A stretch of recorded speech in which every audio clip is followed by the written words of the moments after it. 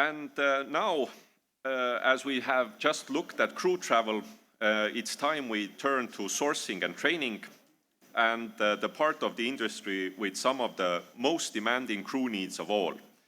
Please welcome Chrysanthou, VP Technical at Celestyal Cruises, on sourcing and training crew from the cruise industry perspective.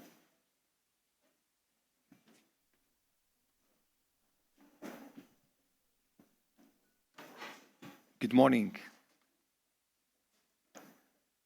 Firstly, I would like to thank the organizers for the invitations. My name is Chrysanthou. I'm the VP Technical at Celestyal Cruises. So, everybody is talking about digitalization, automation, AI, smart ships. But I will try to challenge it. The question I would like to explore today is very simple.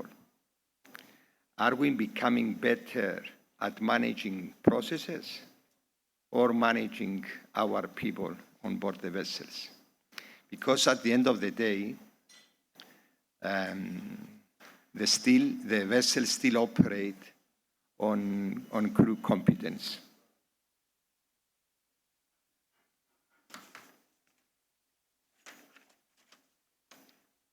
Cruise industry has never been more successful.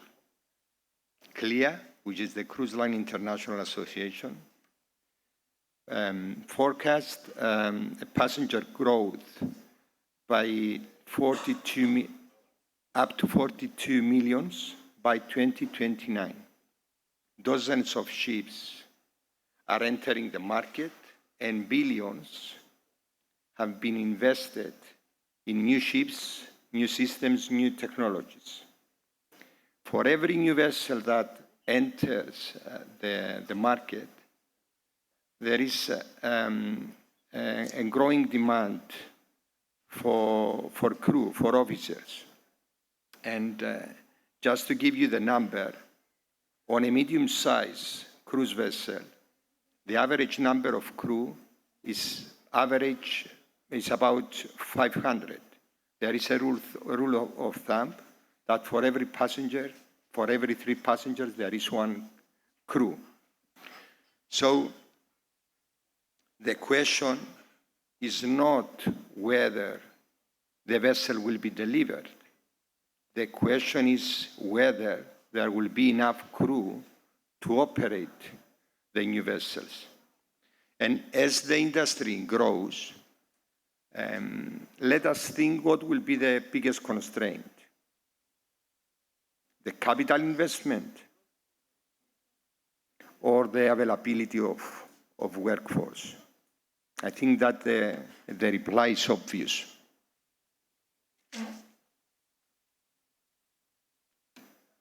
We often talk about crew shortage, but does this give the full picture? Is this the problem? I have a different perception of this. I think that what the industry is facing today is a shortage of crew competence. And I will explain the reason. We can still find crew, but can we find the right crew with the right skills? In cruise operation, the replacement of a hotel steward is very different from the replacement of a chief engineer, a chief electrician, an environmental officer, or any skillful crew member that is required for the operation. So we are not facing a shortage of crew in general as a number, as a quantity, but we are facing a shortage of crew competence, which is a quality metric.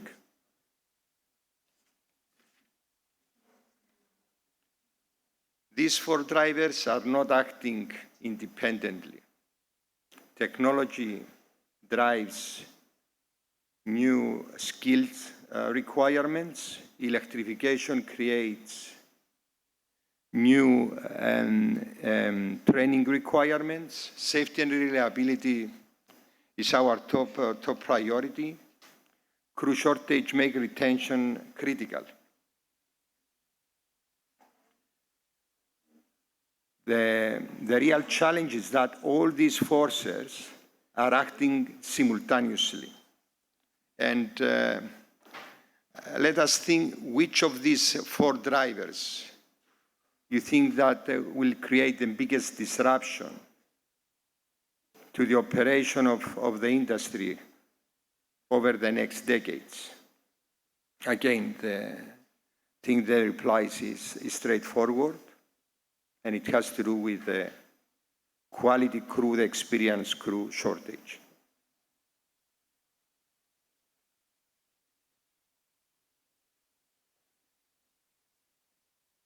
Every year we make our vessels smarter.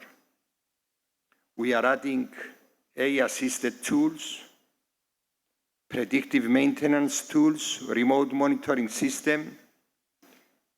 We are also using systems like various digital solutions. But what do you think? When does a smart solution increase or decrease the requirement for experienced crew? Because if a system fails, the crew must still make decisions. They must be capable to troubleshoot the problem and to operate the vessel even without all the system in operation. So there is one point that I would like to highlight. I don't know, and it's it's something that it has to be challenged by not only by the operators, by the vendors, by the administrators, etc. Do you think that the technology has reached a point that is moving very quickly, and the industry is not capable to reach or to follow, so they can train the crew that will use and that will operate the vessel safely? I think that some systems are so advanced, and they have to be matched with the quality of our crew and officers.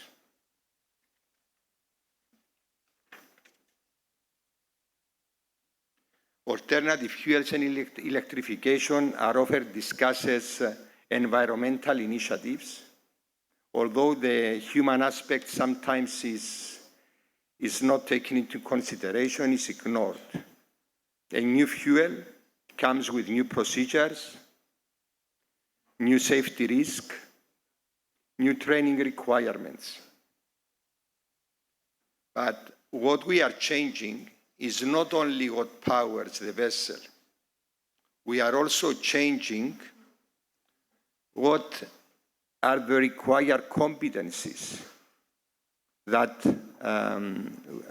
we must have on board, we must provide. And let us think if the industry is investing as aggressively on human competence as we do with the green initiatives. And I think that there is a gap. 30 years ago, when I started my career, many of these positions didn't exist. And I'm referring on the human resource on board the vessels, not ashore. The environmental and energy system officers, cybersecurity officer, digital and data analyst, automation and electronic engineers. The industry today is not competing.